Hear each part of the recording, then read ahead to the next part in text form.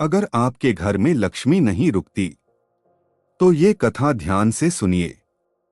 क्या आपने कभी सोचा है, अगर एक दिन अचानक आपके घर से लक्ष्मी चली जाए तो क्या होगा?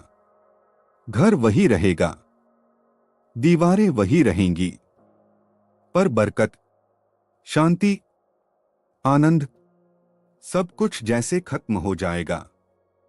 लेकिन क्या आप जानते हैं, एक बार ऐसा ही कुछ हुआ था। स्वर्ग में, वैकुंठ में, जहां स्वयं भगवान विष्णु निवास करते हैं। जी हां, एक समय ऐसा आया जब माता लक्ष्मी ने वैकुंठ छोड़ दिया था और उस दिन देवताओं के लोक में हलचल मच गई थी। हम सबने समुद्र मंथन की कथा सुनी है। देव और दानव एक साथ मिलकर क्षीर सागर में मंथन किया। मंदराचल पर्वत, वासुकी नाग और सभी देवता और आसुर अमृत की कामना की।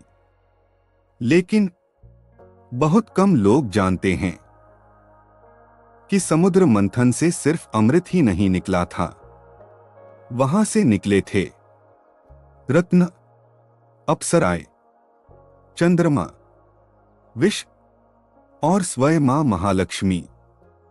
जब मां लक्ष्मी प्रकट हुई तो पूरा ब्रह्मांड प्रकाश से भर गया। देवताओं की आंखें झुक गईं, दानव मोहित हो गए। लक्ष्मी के प्रकट होते ही समस्त देवलोक में वैभव और आनंद भर गया था। जब लक्ष्मी प्रकट हुई तो भगवान विष्णु अति प्रसन्न हुए।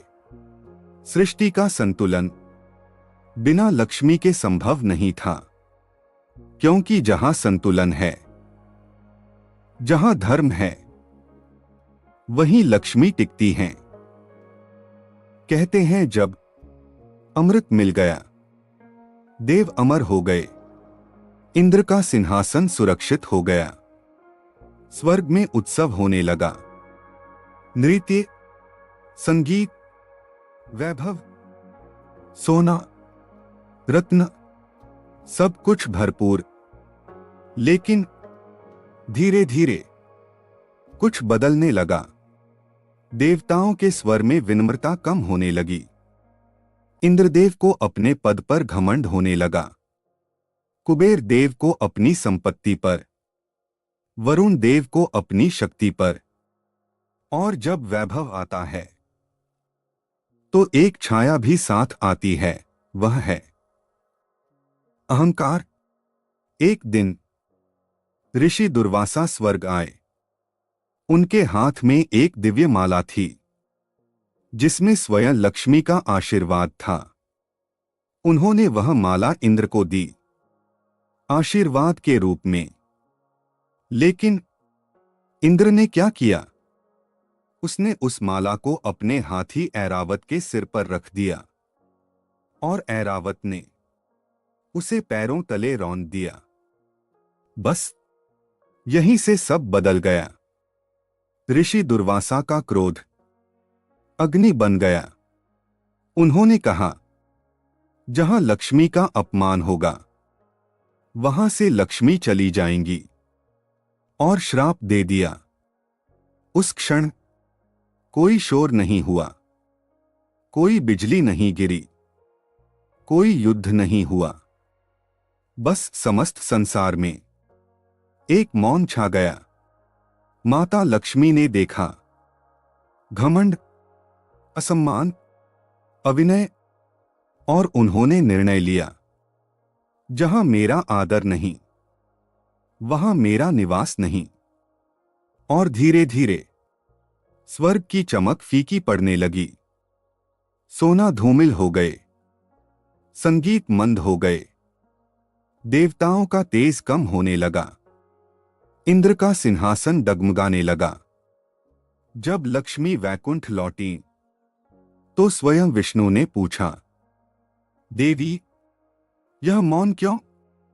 लक्ष्मी ने कहा, प्रभु, जहां धन को अधिकार समझ लिया जाए जहां विनम्रता खो जाए वहां मैं नहीं रह सकती।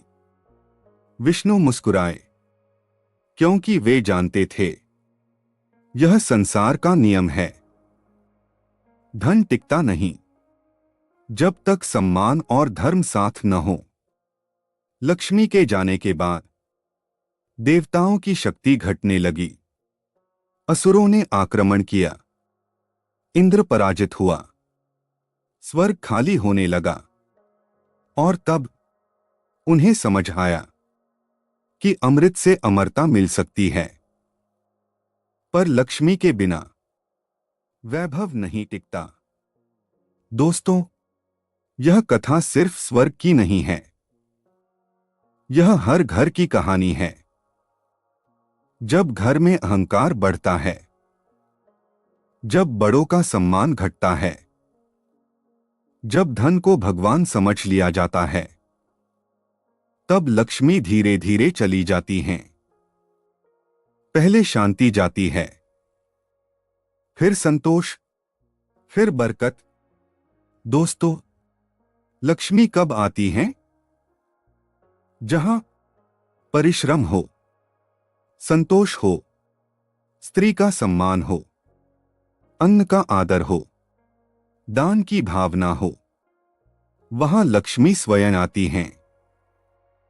और जहां अपमान, आलस्य, अहंकार, कृतघ्नता हो, वहां वे ठहरती नहीं। तो अगली बार जब घर में दीप जलाओ तो सिर्फ धन की प्रार्थना मत करना, विनम्रता भी मांगना, क्योंकि लक्ष्मी धन से पहले चरित्र देखती हैं।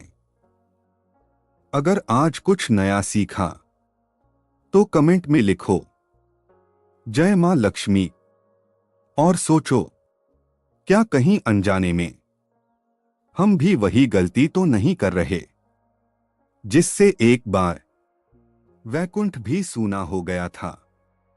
अगर कथा अच्छी लगी हो तो लाइक, शेयर और सब्सक्राइब जरूर करें। जय मां लक्ष्मी।